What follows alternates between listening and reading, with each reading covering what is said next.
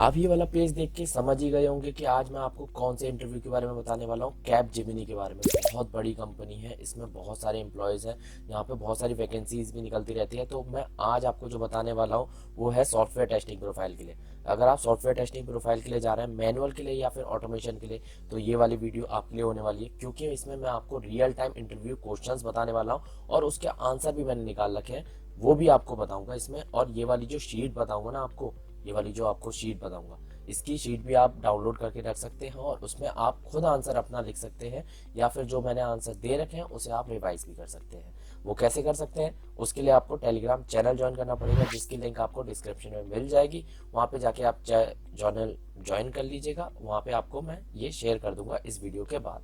ठीक है, तो मैं आपको जल्दी से बता देता हूँ कैपजेमिनी में कौन कौन से क्वेश्चंस पूछे गए थे और कौन से इंपॉर्टेंट चीज है। और अब पहली बार आए हैं तो चैनल को एक तो सब्सक्राइब लाइक और कर शेयर लेना ठोक दीजिए और महाकाल लास्ट का में लाइक दबा करके के जरूर लाइक और शेयर दीजिएगा। ठोक लीजिए। जो ये एग्जाम हुआ था वो हुआ था हमारा अक्टूबर 7 2021 को। ऑर्गेनाइजेशन का नाम है कैपजेमिनी। इसकी वेबसाइट की लिंक आप सभी को पता है, तो इसलिए मैंने दी नहीं है। यहाँ पे आप कॉपी पेस्ट करके लगा सकते हैं, लिंक्डइन भी आपको इजीली मिल जाएगी। ये जो लोकेशन थी वो गुड़गांव के लिए थी। किसने रेफरेंस लगाया था, वो लगाया था दीपाली महाले ने। लिंक्डइन से आप जाके उन्हें कनेक्ट कर सकते हैं, टेस्ट मैनेजर है वो। जो टेस्ट हुआ था वो हुआ था 7 अक्टूबर 2021 को, रूपा ने लिया था। एंड कौन कौन से क्वेश्चन पूछे गए थे वो हम स्टार्ट करते हैं। अब थोड़ा सा साइड कर लेते हैं। टेक्निकल राउंड वन में कौन कौन से क्वेश्चन थे। How do you handle random popups. आप पॉपअप्स जो आ जाते हैं बीच बीच में, जैसे आपने कोई भी वेबसाइट पे नेविगेट कर रहे हैं तो आपको बहुत सारे पॉपअप्स दिख जाते हैं, या फिर अलर्ट्स भी आ सकते हैं। अलर्ट्स भी हमारे 3 तरह के होते हैं, कंफर्मेशन अलर्ट, या फिर ऐसे सिंपल वाला अलर्ट हो सकता है, या फिर यस नो वाला अलर्ट होगा, या फिर आप प्रॉम्प्ट वाला अलर्ट होता है। तो इसमें आप कोई सा भी अलर्ट आ रहा है या फिर कोई भी रैंडम पॉपअप्स ओपन हो रहे हैं तो उसको आप कैसे हैंडल कर सकते हैं, उसके बारे में अगर आपको पता है, नहीं पता तो ये वाले लिंक पे आप जरूर नेविगेट कर लीजिएगा। यहाँ पे आपको कैसे हैंडल करते हैं अलर्ट को और पॉपअप्स को, उसके बारे में डिफाइन कर रखा है, उसका कोड भी लिख रखा है। तो इसको मैं डिटेल में एक एक चीज बताऊंगा तो ये थोड़ा सा एक्सप्लेन थोड़ा लेंदी हो जाएगा, इसलिए मैंने बाकी का जो जो शॉर्ट आंसर है वो मैंने आपको बता रखे हैं। जिसका कोडिंग रिलेटेड है उसके लिए मैंने लिंक दे दी है, तो वहां पे आप जाके देखिएगा, उसका कोड को एनालाइज करिएगा। अच्छा। सेकंड क्वेश्चन था, how do you right dynamic XPath. आप डायनेमिक एक्सपाथ कैसे बना सकते हैं। दो तरह के से हम एक्सपाथ है ना मेनली डिवाइड करते हैं, रिलेटिव एक्सपाथ और एब्सोल्यूट एक्सपाथ। एब्सोल्यूट एक्सपाथ क्या होता है, जो हम शुरू से स्टार्टिंग से मतलब डॉम से स्टार्ट करते हुए आते हैं हम अपने नोट की तरफ, तो उसे हम कहते हैं एब्सोल्यूट एक्सपाथ। रिलेटिव या फिर हम डबल स्लैश का भी बोल देते हैं उसे, डबल स्लैश का भी है या फिर रिलेटिव बोले। उसमें क्या होता है, सिंपली हम डायरेक्ट नोट पे नेविगेट कर सकते हैं एक्सपाथ बना के।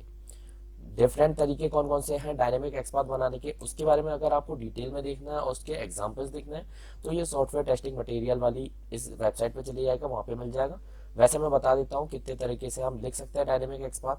फर्स्ट है सिंगल स्लैश से। सिंगल स्लैश मैंने आपको बताया अभी कि क्या होता है, एब्सोल्यूट एक्सपाथ। ठीक है। डबल स्लैश रिलेटिव एक्सपाथ की हेल्प से आप बना सकते हैं। सिंगल एट्रीब्यूट की हेल्प से, मतलब जो एलिमेंट है उसके अंदर एट्रीब्यूट्स होंगे तो उस एट्रीब्यूट की हेल्प से बना सकते हैं। डबल मल्टीपल एट्रीब्यूट्स, मतलब आपने एक एट्रीब्यूट दिया फिर इसके बाद फिर ब्रैकेट लगा के फिर एक और एट्रीब्यूट्स आप दे सकते हैं। इसका एग्जांपल लिखे हुए हैं सारे, तो उसे जाकर जरूर देख लीजिएगा यहाँ पे। नेक्स्ट आ जाता है एंड, मतलब आपने एक एट्रीब्यूट लिखा फिर इसके बाद एंड लिखा, फिर दूसरा एट्रीब्यूट लिखा उसका बता दिया आपने। ऐसे ही और में आ जाएगा, ऐसे ही कंटेन्स में आ जाएगा। कंटेन्स का भी तो आपने बहुत ज्यादा यूज किया होगा, तो कंटेन्स आप हो जाता है। स्टार्ट विद, हमारा स्टार्ट विद किससे हो रहा है एट्रीब्यूट। टेस्ट किस लिए यूज होता है, लास्ट में, मतलब सबसे एलिमेंट का लास्ट वाला हमें सर्च करना है। पोजीशन के हिसाब से सर्च कर सकते हैं, इंडेक्स के, या फिर following XPath axis. XPath axis में आ जाता है हमारा सिबलिंग्स आ गया, या फिर प्रीसीडिंग करना है उससे पहले वाला चाहिए। तो ये कुछ 14 मेथड्स हैं जिसकी तरफ से हम डायनेमिक एक्सपाथ को हम बना सकते हैं। इसके अगर आपको एग्जाम्पल देखना है हर एक के, तो आप इस वाली वेबसाइट को जरूर रेफर करिएगा और एक एक एग्जाम्पल सबका जरूर देख लीजिएगा। मोस्ट कॉमन क्वेश्चन है इसलिए मैंने आपको यहाँ पे भी बताया और इसका वेबसाइट की लिंक भी आपको दे दी है। नेक्स्ट बात करते हैं, explain your project and framework architecture. Project को आपको एक्सप्लेन करना है और अपने फ्रेमवर्क का आर्किटेक्चर, मतलब फ्रेमवर्क आप कौन सा यूज करते हैं, बीडीडी करते हैं, कुकुम्बर करते हैं, कोई सा भी आप फ्रेमवर्क यूज करते हैं तो उसको आपको बताना पड़ेगा। टेस्ट एनजी करते हैं, जो भी चीज करते हैं उसको आप एक्सप्लेन करिएगा। और आपको एक्सप्लेन करने के साथ आपको अगर लिखना है तो यहाँ पे आप अपने प्रोजेक्ट के हिसाब से लिखिएगा। ये हर एक प्रोजेक्ट वाइज प्रोजेक्ट चेंज होता रहेगा, अलग अलग कंपनियों में अलग अलग चलते हैं, तो उसके हिसाब से आप अपना आंसर लिखिएगा यहाँ पे। नेक्स्ट देख लेते हैं, ये रहा, how where and how you initialize driver, driver को हम इनिशियलाइज कैसे करते हैं, सिंपल है, इनिशियलाइज करना तो आपको आता ही होगा, नहीं आता तो यहाँ से आप एक बार देख लीजिएगा कैसे हम इनिशियलाइज करते हैं क्रोम को, फायरफॉक्स को, IE11 को, तो वो चीज़ें आपको यहाँ पे मिल जाएंगी। लिंक लिस्ट क्या होता है और उसके कौन कौन से ऑपरेशंस होते हैं, विद दिस मतलब कौन कौन से ऑपरेशन हम कर सकते हैं लिंक लिस्ट के साथ। लिंक लिस्ट क्या होता है, हमारा डाटा पे नेविगेट करने के काम आता है, नोट से है ना, एक नोट से ये दूसरे नोट पे, मतलब एक तरह की चेनिंग बन जाती है। तो उस पर अगर हम ऑपरेशंस कौन कौन से यूज कर सकते हैं लिंक लिस्ट में, वो देख लेते हैं। हमारे इस कुछ ऑपरेशंस है, जैसे ट्रेवल्सर हम कर सकते हैं, टू ट्रेवर्स और द नोट, मतलब जितने भी नोट्स हैं उस पर हम एक के बाद एक ट्रेवर्स करते हुए जा सकते हैं। इंसर्शन कर सकते हैं किसी भी नोट्स में, डिलीशन कर सकते हैं, सर्चिंग कर सकते हैं, अपडेटिंग कर सकते हैं, शॉर्टिंग, मर्जिंग, ये हमारे कुछ ऑपरेशन हो गए जो हम लिंक लिस्ट में कर सकते हैं।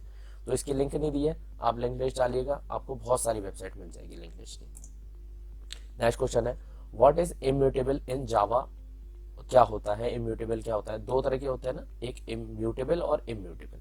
तो इम्यूटेबल के बारे में पूछा गया और उसका एग्जाम्पल पूछा गया। इम्यूटेबल क्या होता है, जिसको हम अनमॉडिफाइड भी कह सकते हैं या फिर अनचेंजेबल भी कह सकते हैं, मतलब आपने एक बार उसका ऑब्जेक्ट बना दिया तो उसको आप चेंज नहीं कर सकते।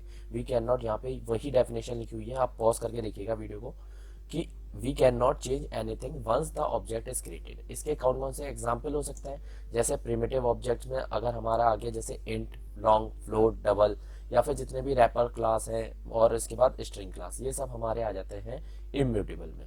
इम्यूटेबल और म्यूटेबल के बीच में डिफरेंस जानना है तो वो आप जावा टी पॉइंट पे नेविगेट कर जाइएगा, यहाँ पे इम्यूटेबल पे लिंक अटैच है, ठीक है।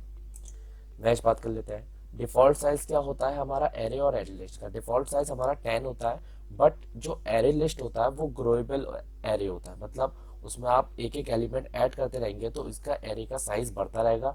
बट एरे में क्या होता है, एक बार आपने फिक्स कर दिया साइज तो वो उसी साइज में फिक्स रहता है, ठीक है, ये चीजें आपको पता ही होगी पहले से।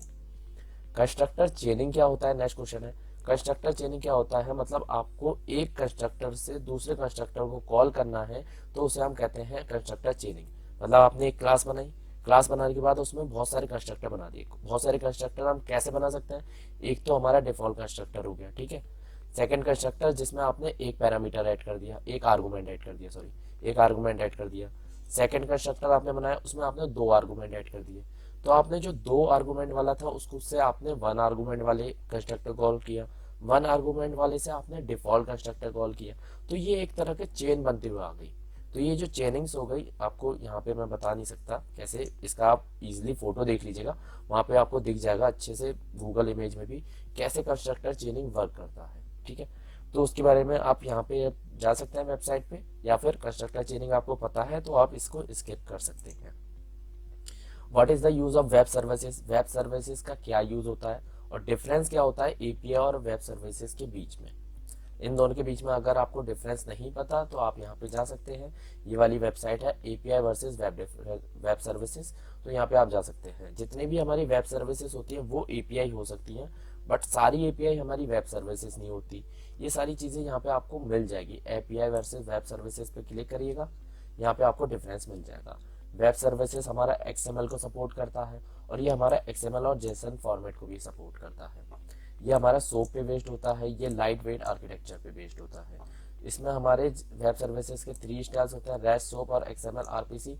इसमें है ना यूज कर सकते हैं कोई से भी स्टाइल के कम्युनिकेशंस पे। ये HTTP प्रोटोकॉल पे होता है, ये HTTPS प्रोटोकॉल पे भी होता है, ठीक है। तो ये आप देख सकते हैं एपीआई के क्या एडवांटेज होते हैं, वेब सर्विसेज के क्या एडवांटेज है, डिसएडवांटेज ऑफ वेब सर्विसेज, इसके बारे में थोड़ा सा आप देख लीजिएगा तो आपके दोनों क्वेश्चन कवर हो जाएंगे, what is the use of web services और API versus web services. Next question देख लेते हैं, पुट और पोस्ट के बीच में क्या डिफरेंस होता है। ये मैं आपको बहुत बार एक्सप्लेन कर चुका हूँ, पुट और पोस्ट के बीच में, इसको आप पहली वाली वीडियो से जाके रेफर कर लीजिएगा। मेवन लाइफ साइकिल क्या होता है और मेवन डिफरेंट मेवन कमांड्स क्या होता है, ये मैंने लास्ट वीडियो में नहीं बताया था बट इस वाले में बता देता हूँ। मेवन की जो हमारी लाइफ साइकिल होती है वो 8 स्टेप्स पे होती है। कौन से 8 स्टेप्स होते हैं, validate, compile, test, package, integration test, verify, install and deploy. ये हमारे 8 स्टेप्स की साइकिल चलती है इस तरह से, ठीक है। वैलिडेट होगा, फिर कंपाइल होगा, फिर टेस्ट पैकेज होगा, फिर integration test, verify, install and deploy. तो ये सारी हमारी साइकिल हो गई, इसके बारे में आप डिटेल में देख लीजिएगा। और कौन कौन सी कमांड्स होती हैं मेवन के वो देख लेते हैं। जैसे एमवीएन क्लीन कर सकते हैं, मतलब क्लीन करना है आपको प्रोजेक्ट, कंपाइल, फिर इसका टेस्ट कंपाइल, टेस्ट क्या होता है, पैकेज क्या होता है, एमवीएन इंस्टॉल, एमवीएन डिप्लॉय। तो ये हमारी कुछ मोस्ट इंपॉर्टेंट कमांड है जो एमवीएन में यूज होती है, मेवन में यूज होती है। तो इसे आप पॉज कर लीजिएगा और यहाँ पे उसकी जो डेफिनेशन लिखी हुई है हर कमांड की, उसे आप रीड कर लीजिएगा। नेक्स्ट क्वेश्चन देख लेते हैं, गेट पुल और गेट फैच में क्या डिफरेंस होता है, वो चीजें आपको पता होनी चाहिए। ये गेट के बारे में चला गया कि गेट पुल और गेट फैच में क्या डिफरेंस होता है। फैच क्या करता है, हमारा कोई भी चेंजेस नहीं करता, बस देखता है कि हमारे रिमोट रिपोजिटरी में कुछ चेंजेस है तो वो आपको बता देगा और उसी फाइल को अपडेट करता है। गेट पुल क्या करता है, जो भी नई चीज होगी रिपोजिटरी में वो आपके मॉडिफाई करते हुए उस फाइल पे ओवरराइट कर जाएगा। इसके बारे में थोड़ा सा डिफरेंस डिटेल में देख लीजिएगा, वो आप कहीं पे भी जाएंगे मिल जाएगा।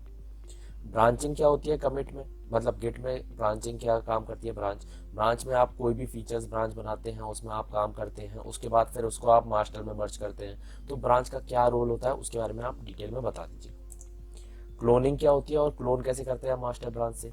क्लोनिंग, कोई भी आपकी रिमोट रिपोजिटरी बनी हुई है गिट पे, गिटहब पे, तो उसको आपको क्लोन करना है अपने लोकल पे, तो उसे हम क्लोनिंग कहते हैं। कौन सी कमांड यूज होती है, गिट क्लोन, और फिर इसके बाद अपनी रिपोजिटरी का नाम दे सकते हैं और किस नाम से देनी है, बनाना है, वो भी आप नेम दे सकते हैं। कैसे हम क्लोन करते हैं मास्टर ब्रांच का वो मैंने आपको बता दिया कमांड, उसको आप यहाँ पे लिख सकते हैं। तो ये हो गए आपके 15 क्वेश्चंस थे जो टेक्निकल इंटरव्यू में पूछे गए थे कैपजेमिनी के इंटरव्यू में। बस आज की वीडियो में इतना ही। अगर वीडियो अच्छी लगी हो तो लाइक कर देना। वीडियो देखने के लिए थैंक यू सो मच।